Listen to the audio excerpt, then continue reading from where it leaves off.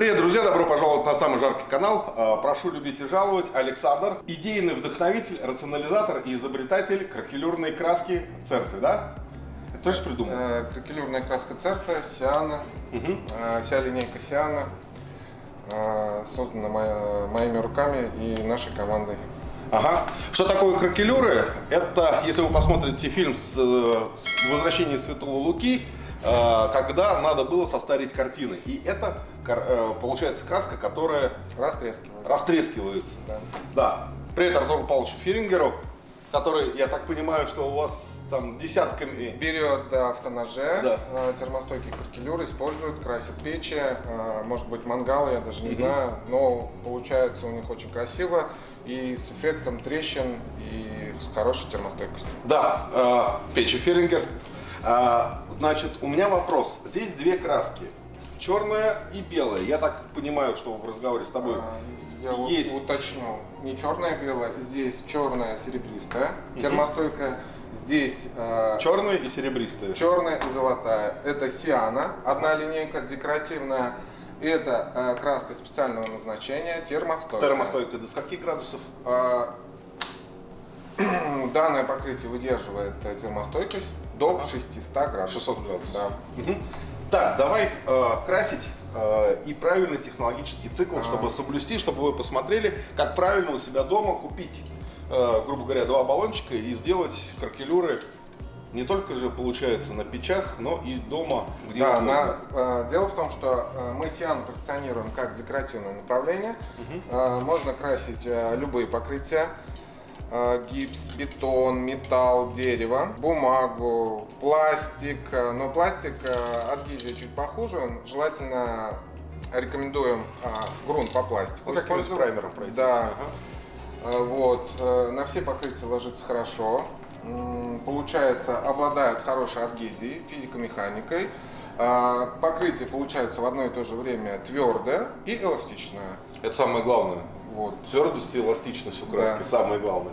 Давай, Саш, что мы делаем и как правильно это все Давайте сделать? я начну с Сианы.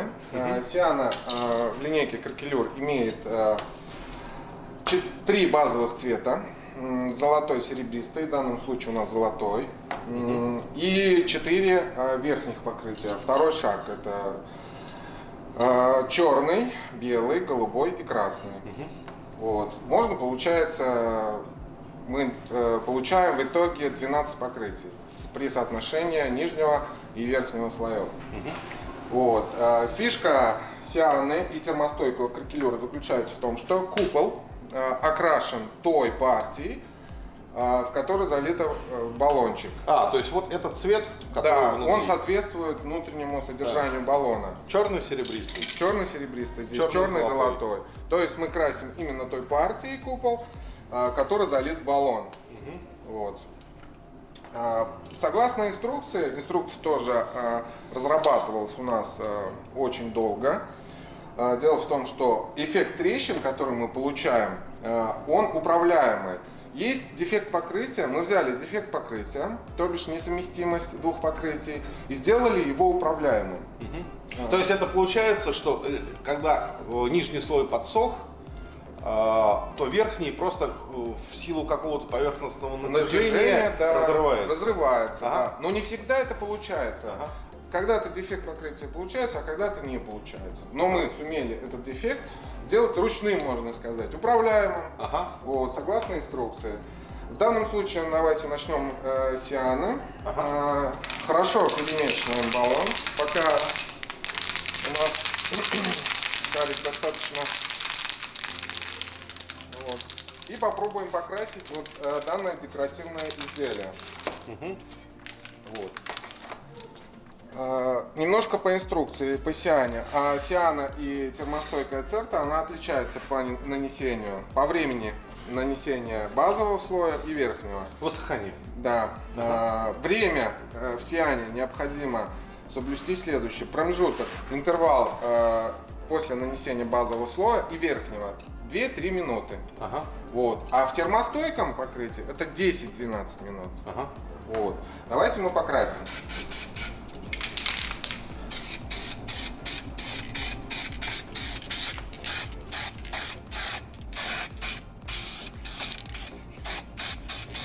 Наконец-то я чувствую запах краски. Так, давайте еще покрасим пластину для наглядности, как это все происходит.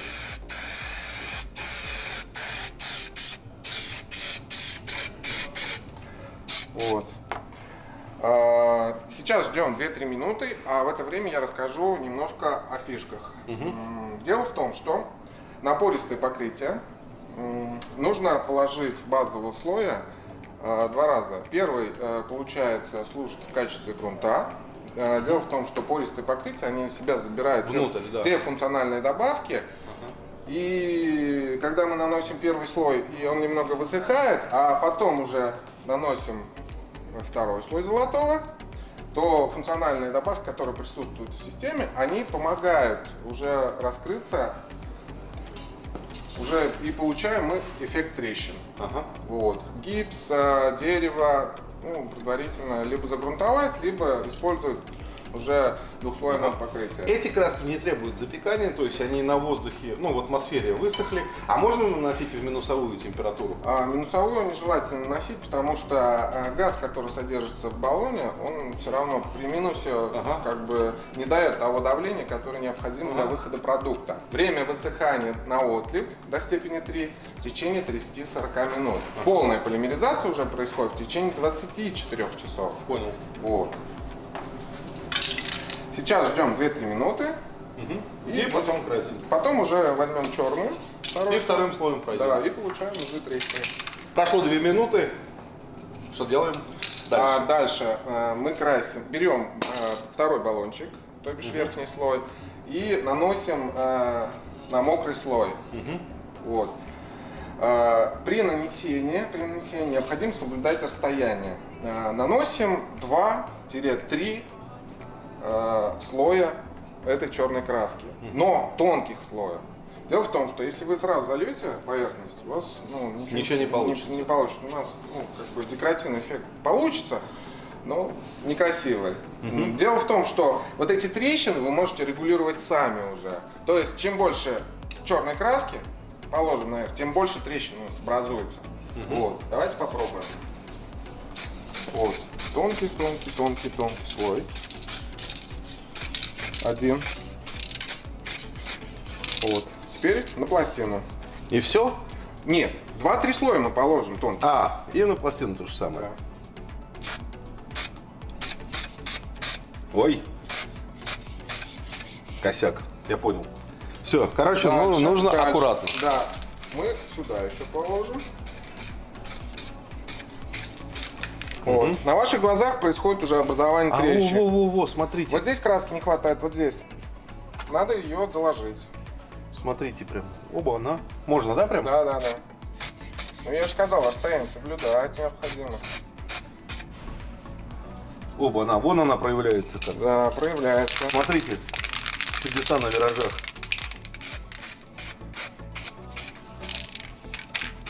Все, я сюда больше не буду класть. Вы, если хотите сделать трещины больше, вы можете положить. Вот сюда вот нанесите еще немного на верхнюю часть. И будем смотреть разницу.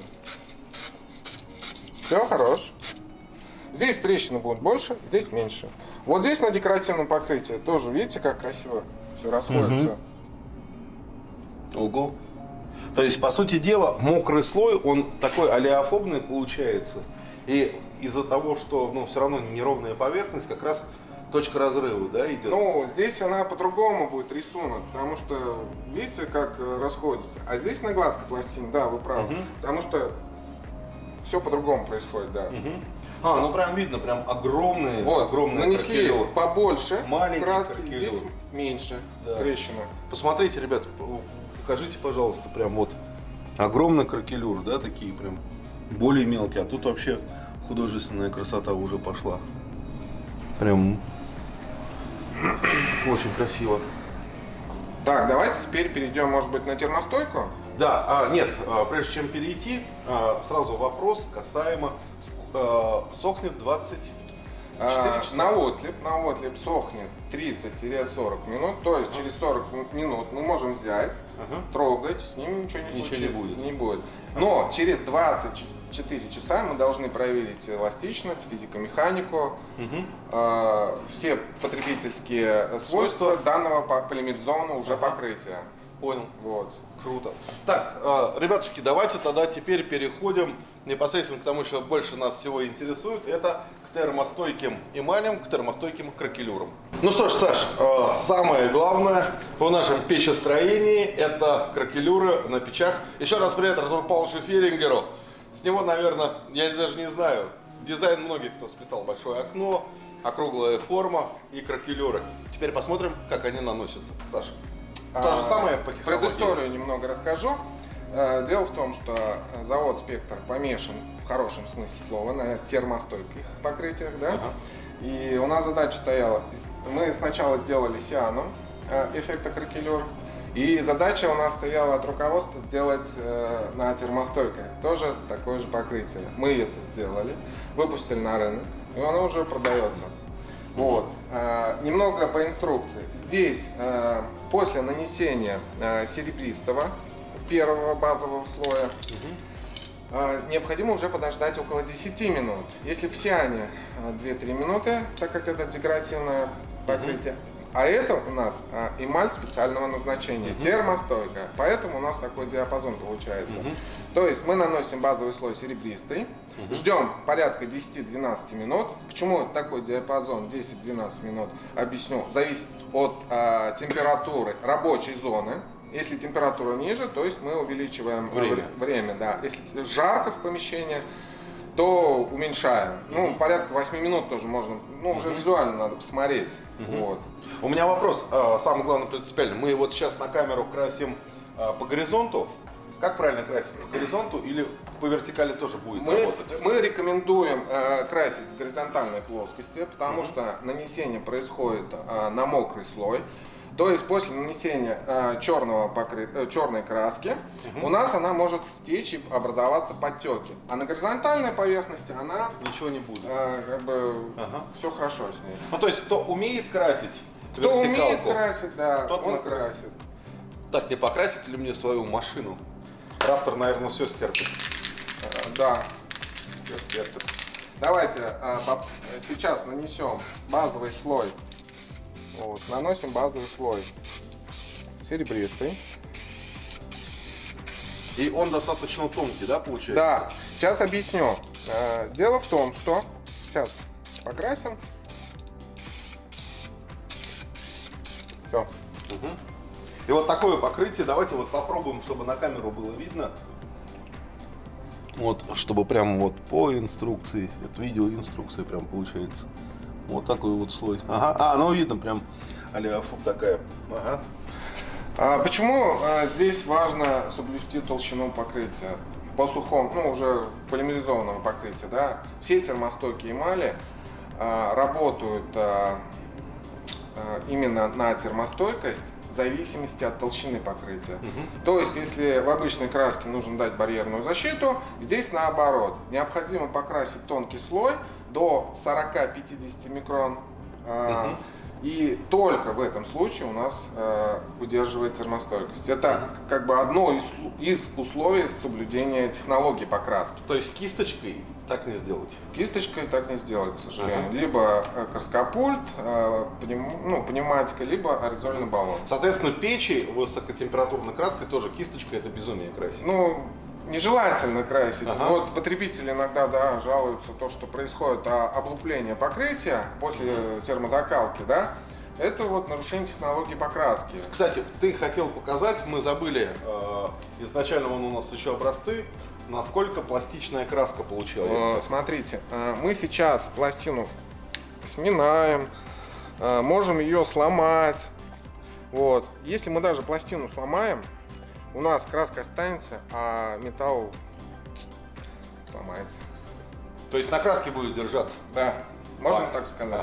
То бишь оно в одно и то же время, смотрите, какое твердое, очень твердое и эластичное. И обладает хорошей атмосферостойкостью.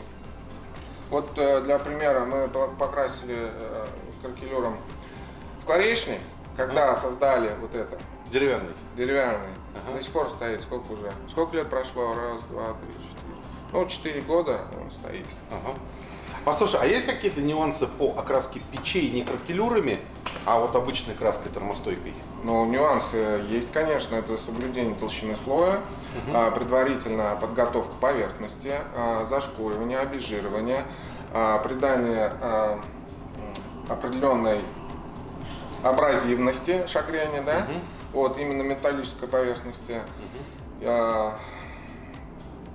Пожалуй, все, да? Пожалуй, все, да. И при соблюдении данных условий у вас как бы претензий к покрытию не должно быть. Ага. Самое главное обезжирить, подготовить поверхность и соблюсти толщину покрытия. Понятно. Так, давайте мы сделаем монтаж, вернемся, когда это все дело подсохнет. Прошло 10 минут, у нас поверхность готова под второй слой. Красим? Да, красим.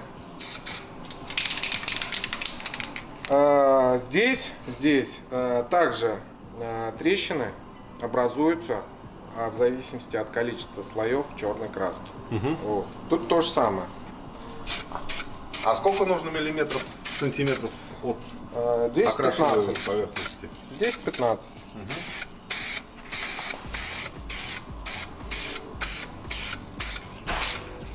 Так, теперь я. Ну, я теперь знаю, как это делать правильно. Мы сделаем вот так вот. Все. Вот смотрите, опять-таки уже происходит образование трещин. А, вот сразу пошло. Сразу пошло. Но тут нельзя переборщить, нельзя именно переборщить с толщиной покрытия.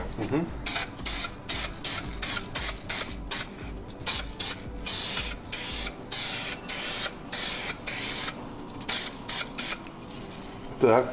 А если я здесь оставлю, то ничего не получится, да? Да. А, вот нет. Вам нужно закрыть все равно. Получается. Вот подсними, видишь, прям чуть-чуть, еле-еле заметно. И вот здесь вот как Вы получается. слишком мало положили краску. После вторым слоем, да.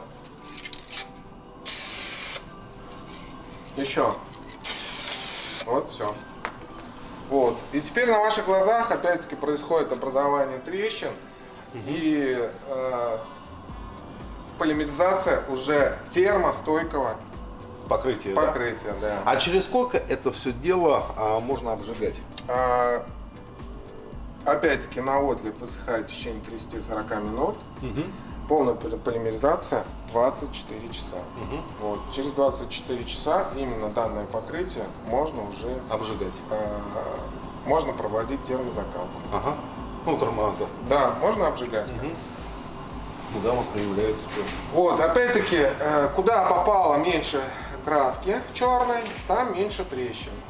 Вот. Куда? Ну, здесь трещины образуются немножко по-другому. Вот, потому что использованы другие компоненты термостойкой краски. Вот. По сравнению вот с этим, здесь уже немножко другие трещины. Вот. Ну, И они проявляются медленнее. да, они То есть проявляются более медленно. текучая краска. Более текучая. Ну, данный разрыв идет по-другому. То есть реакция происходит по-другому, чем в сиане.